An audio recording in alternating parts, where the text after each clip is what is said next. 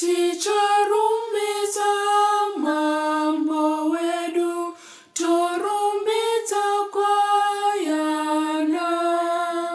Ticharumbidza Ishe wedu, ndiye Mwari mukuru. Ndiye Jehova anotonga, tichamupfugamira. Tichamnamata mutsvene, tonamata oga.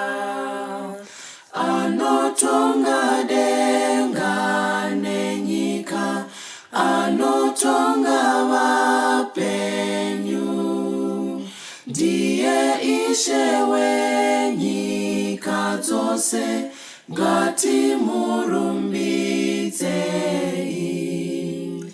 Haleluya kuna mambo wedu, haleluya kunyenye.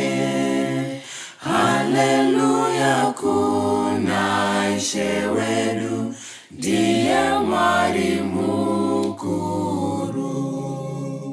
Ticharumbidza mambo wedu, torumbidza kwayana.